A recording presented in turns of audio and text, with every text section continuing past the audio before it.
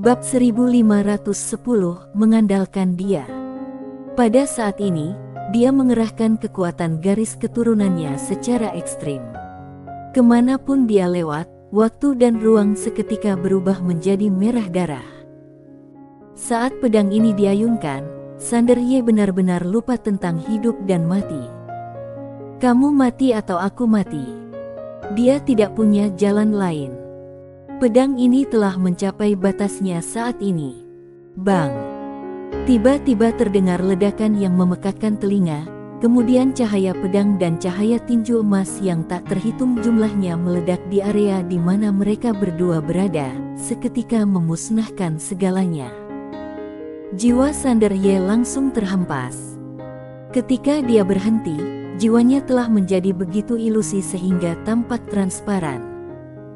Di kejauhan, Cheniyodi juga mundur hampir 10.000 kaki jauhnya. Tubuhnya penuh dengan bekas pedang, dan dagingnya robek menyerupai bentuk jaring laba-laba, yang mana sungguh mengerikan. Cheniyodi melihat tubuhnya dan terkejut.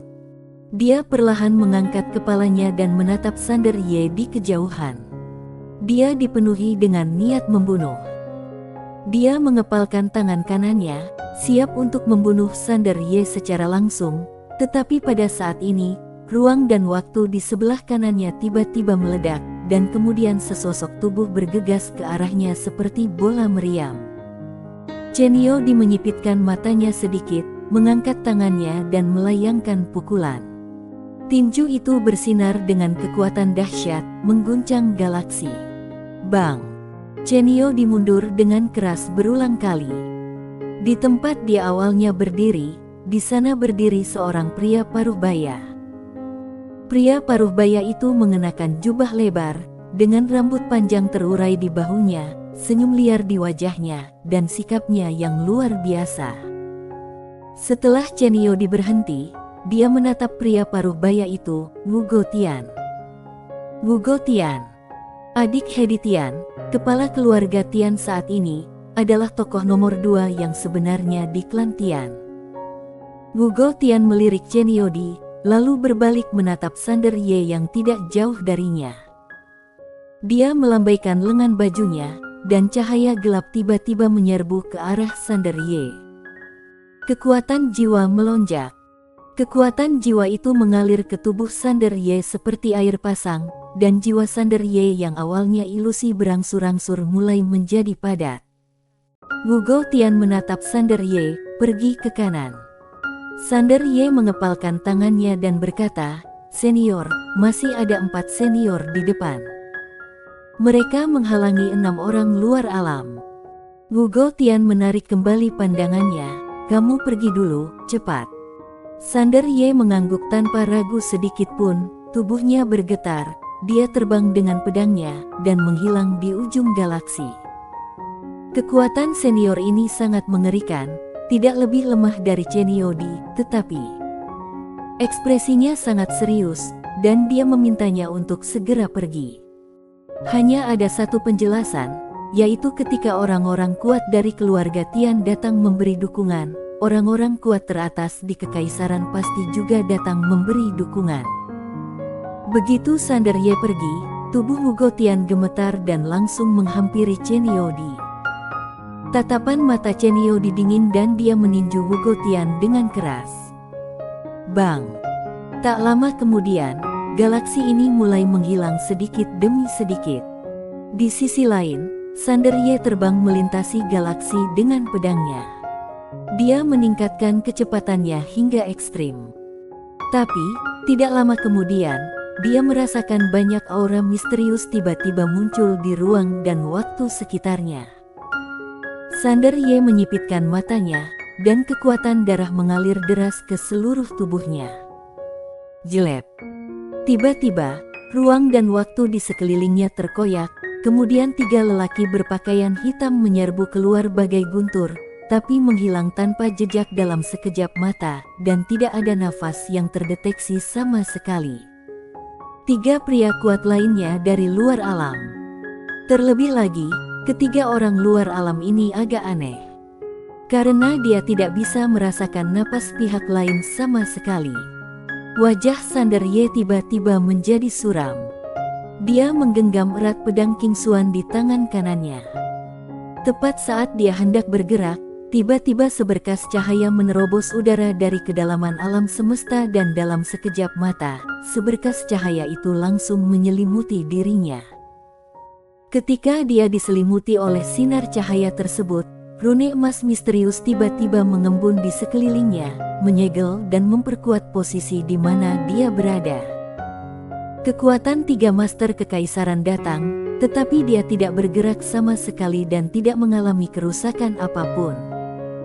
Sebaliknya, 3 Master Kekaisaran langsung terlempar puluhan ribu kaki. Di antara 3 orang kuat dari Kekaisaran, sang pemimpin menatap Sander Ye yang diselimuti cahaya keemasan rune di kejauhan, lentera ajaib. Di antara alis Sander Ye, ada sinar emas kecil. Pelita ajaib. Benda ini adalah benda ilahi pertama dari keluarga Tian, dan benda ini mengandung hukum tertinggi ruang dan waktu yang amat mengerikan. Waktu dan ruang absolut. Setelah dimasukkan ke dalam pertempuran sesungguhnya, ruang waktu di area tersebut dapat diubah menjadi ruang waktu absolut, yang tidak dapat diganggu-gugat dengan metode apapun. Di sisi lain, seorang wanita berjalan menuju cahaya. Wanita itu mengenakan gaun putih, melayang seperti peri.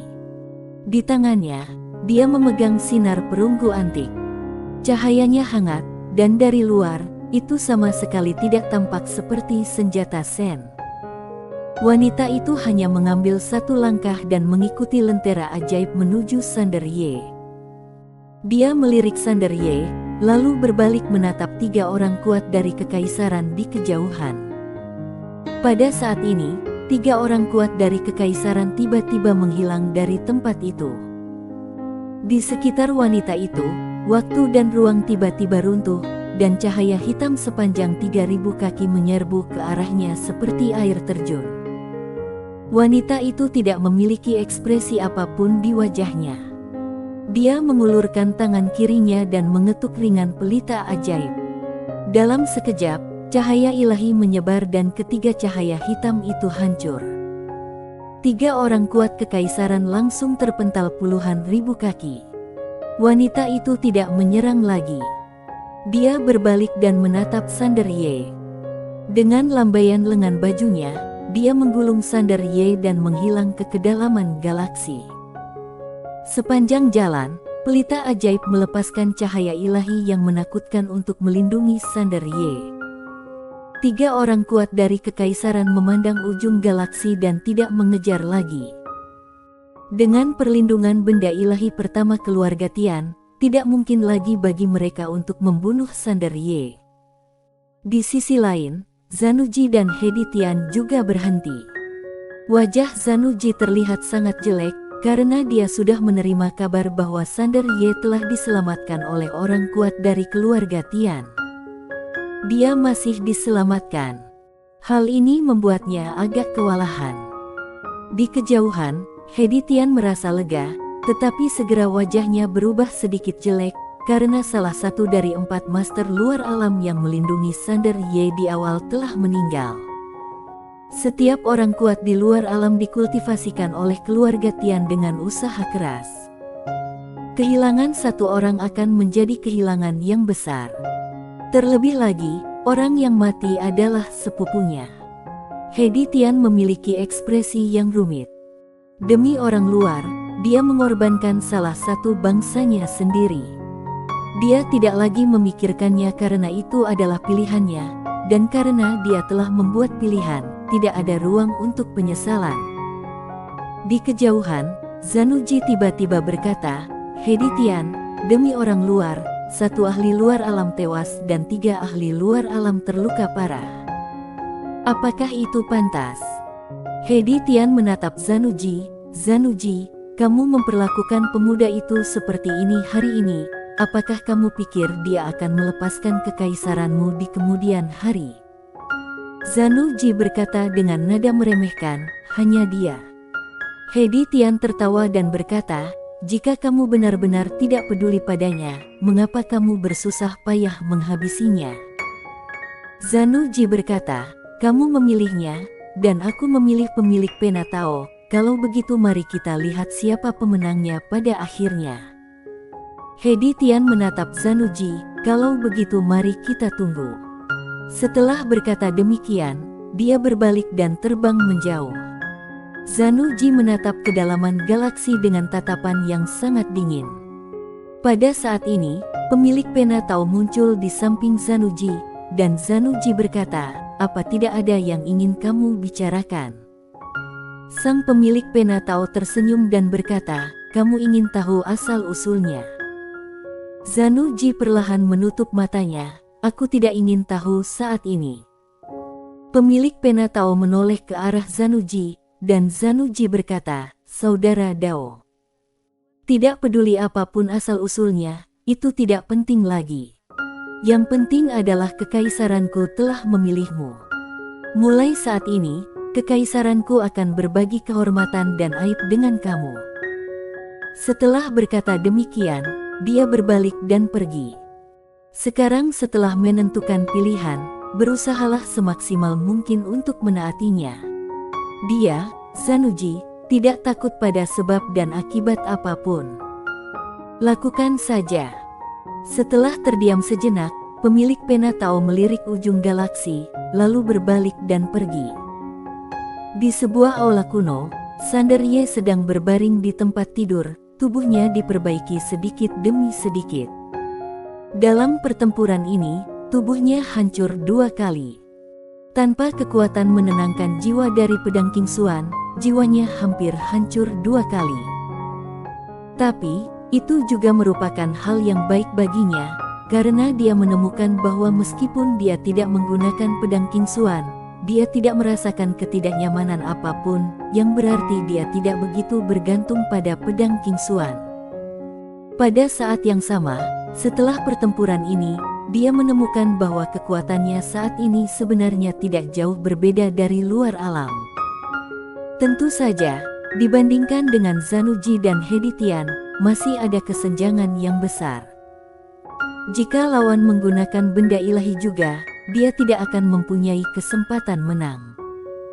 Tidak butuh waktu lama bagi tubuhnya untuk pulih hampir sepenuhnya. Lagi pula, tubuhnya dipadatkan dari jiwa pedang. Pada saat itu, dia seperti merasakan sesuatu, wajahnya tiba-tiba berubah, dia berdiri dengan tiba-tiba dan menebas dengan pedangnya. Begitu pedang itu ditebas, cahaya suci tiba-tiba menerobos udara dan seluruh aula berubah menjadi debu. Bang! Sander Ye langsung terpental ribuan kaki jauhnya oleh cahaya suci, dan tubuh barunya langsung terkoyak dan darah berceceran keluar. Sander Ye sedikit bingung. Kekaisaran itu begitu gila. Datang langsung ke keluarga Tian. Salah. Sander Ye segera menyadari bahwa ada sesuatu yang salah. Dia mendongak dan melihat di kejauhan, wanita berpakaian putih yang telah menyelamatkannya sebelumnya sedang menatapnya. Wanita berpakaian putih inilah yang telah melakukan serangan itu. Sander Ye sedikit bingung. Apa yang sedang terjadi? Serahkan nyawamu. Pada saat itu, tiba-tiba terdengar suara gemuruh dari arah kanan. Sander Ye menoleh dan melihat seorang pemuda memegang tombak bergegas ke arahnya. Dia sangat cepat dan tiba di depannya dalam sekejap mata. Sander Ye tidak mengambil tindakan apapun karena Hedi Tian muncul di depannya. Hedi Tian melambaikan tangannya ringan dan pemuda itu terguling kembali ke tempat asalnya. Pemuda dengan tombak itu melotot ke arah Sander Ye, matanya merah. Ketua klan, mengapa kita harus menolongnya? Wanita berpakaian putih itu juga menatap Sander Ye, auranya melonjak. Jika Hedi Tian tidak berdiri di sana, dia pasti sudah mengambil tindakan sejak lama. Hedi Tian menghela napas pelan, Lino Tian, ini salahku. Aku meremehkan Zanuji. Lino Tian menggelengkan kepalanya, Ketua klan, aku tidak peduli dengan hal-hal ini. Aku harus membunuhnya. Bahkan jika aku dikeluarkan dari keluarga Tian, aku akan menghabisinya. Setelah berkata demikian, dia berbalik dan menghilang di kejauhan. Wanita berpakaian putih itu melirik Sander Ye dengan dingin, lalu berbalik dan pergi. Dan di sekitarnya, orang-orang kuat dari keluarga Tian menatap Sander Ye dengan tatapan tidak bersahabat. Sander Ye menatap Hedi Tian, ini, senior. Hedi Tian berbalik dan menatapnya. Dari 4 orang luar alam yang melindungimu sebelumnya telah meninggal, dan orang itu adalah ayah mereka. Sander Ye berdiri di sana dan tertegun. Bersambung.